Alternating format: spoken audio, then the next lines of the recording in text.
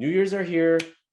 We're all driving around in the wintertime. And I know as men, women too, everybody loves cars, and we live in Canada, Ontario. And if you love cars, the one thing is your cars don't love the salt, and snow and salt and the winter tires. It's like you you go to California and every second car is a convertible. It's a classic car. They can do that out there. We can't do that here. So my question to you today for topic number 3 is as follows. What do you drive for the winter? When you think about what is the better way to go?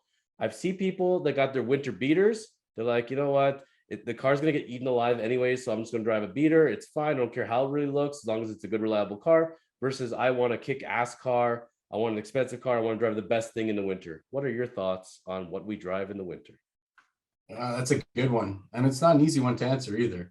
Maybe that's why it's a good topic. I'm a lawyer, buddy. It's not black and white. It's all matters of gray, right? Well, let me put some spin on it then.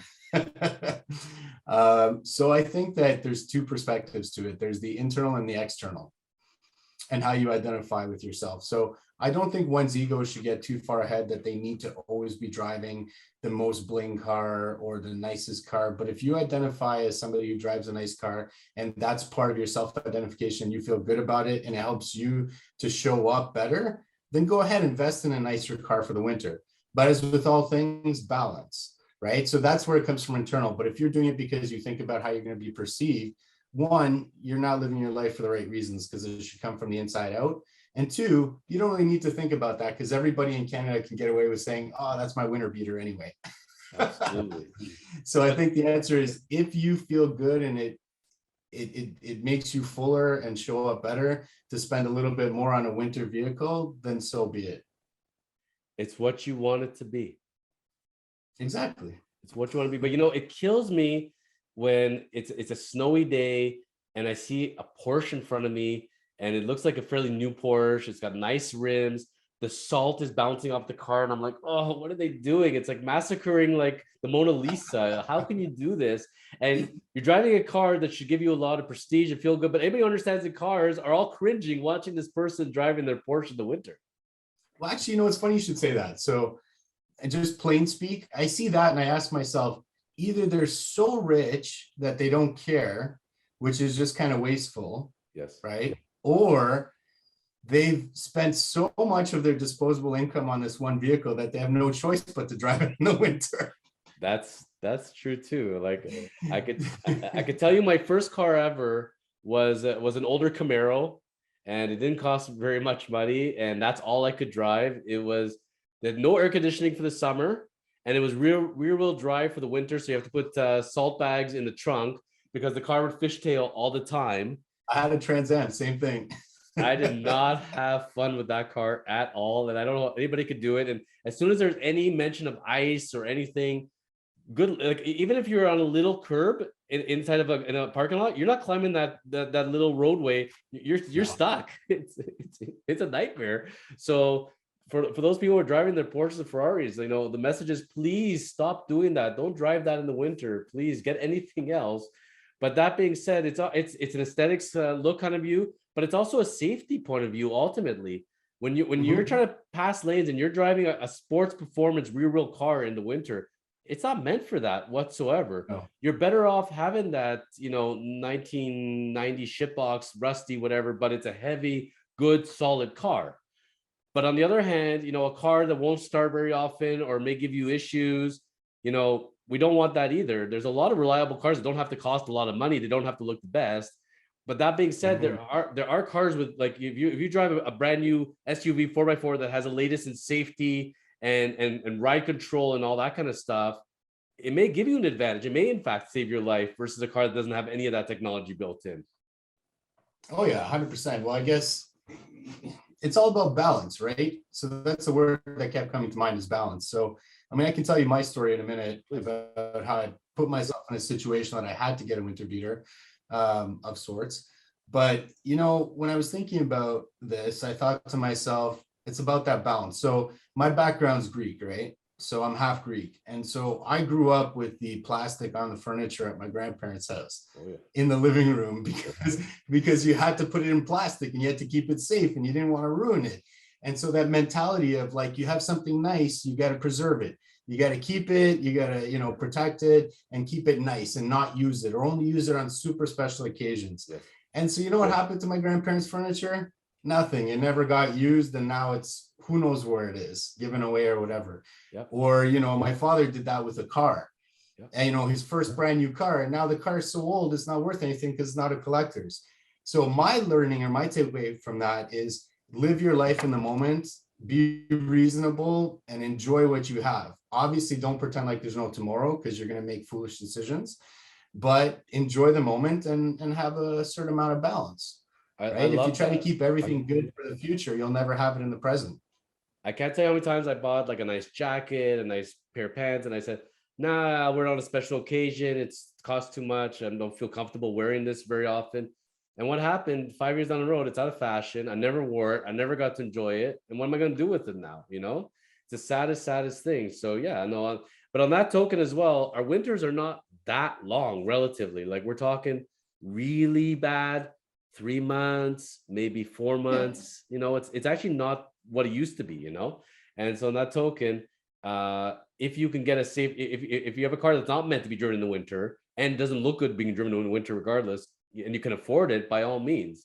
If that's all, if you put every last penny into that one possession, you may need to question, do I really need this possession at the end? Maybe I'm better off having one good multi-purpose car and that's Mhm. it. It's like people I've seen and growing up, they're living in a rented apartment in not the best area, but they're driving a BMW and they got a big screen TV and they got a leather couch. And where's your money going at the end of the day? Are you using it for the right things at the end of the day?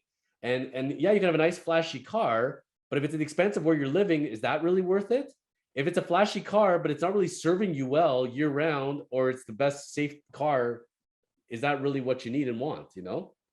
Oh, I think we have a whole nother topic for another episode. Please do bring me back because I'd love to touch on money, right? Money and getting your money right. That's such a big topic and so important. It's absolutely true. And a constant theme in all our topics today, really, a lot of it and everything in life, it really comes down to money at the end of the day. I have these goals. Do I need money? Can I afford it? Do I not afford it? Do I invest money in myself in the gym? Do I invest money in the kind of car I drive? Can I afford to have a second car as a beater if I need to? And a lot of this does fall down to economics. And I can't tell you times people have been held back in general in life because they said, I just can't simply afford this at the end of the day. But there's the old adage, you got to spend money to make money. 100%. And it's funny as you were saying that, I thought of Richard Kiyosaki, and he talked about his rich dad and his poor dad, vice versa. And his rich dad would say, how can I afford this? Not I can't afford this. What do I need to do to afford it? So if it's something of value, something, well designed in a chosen life, this is what you choose for your life, then you'll figure out how to make it happen. And you just got to bring it into perspective, balance. But yeah, I mean, I think that a lot of people, to your point about spending and having the big screen TV, the leather couch, and the bling flashy car, and then they go home to the rented place. And again, there's nothing wrong with a rented place, but the point is, Not at all. you're not living within your means. It's like, it makes me think of an expression my father would say. He'd talk about closet millionaires. And I was a kid and I said, Dad, what's a closet millionaire? He's like, son, it's the guy that rolls up in the Ferrari, flashes in the parking lot, and then says, see you later. And he goes home to his broom closet. So the point is that he's trying to live a life he doesn't have. So it's an inauthentic life. It's lacking authenticity and realism.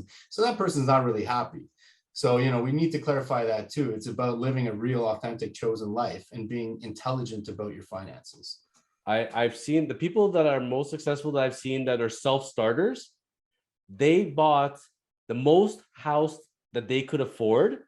And they said, I'm going to furnish it later when I can afford that. That is secondary to me. I will renovate it. I will paint it. But most important for me is the big outlay as far as how I'm putting the foundation of my life versus I'm going to get the flashiest furniture and I'm going to get the flashiest car. And then I will build my home around it later. It doesn't really work that way. So It's interesting how you approach it, and that's where, you know, it always comes back to me for health, life, fitness.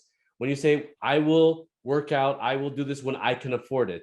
No, if you want to be successful, if you want to make something yourself, you need to be physically fit and mentally fit. You can't afford not to invest in yourself. You invest in yourself, you're going to produce a lot better. You're going to invest in the machine. If the machine is, if you think so little of yourself that I can't justify spending on myself and my health, you probably will not be motivated to do other things in your life. Completely true. And people aren't taking advantage of the compound effect, which is a cool book I just finished listening to on Audible.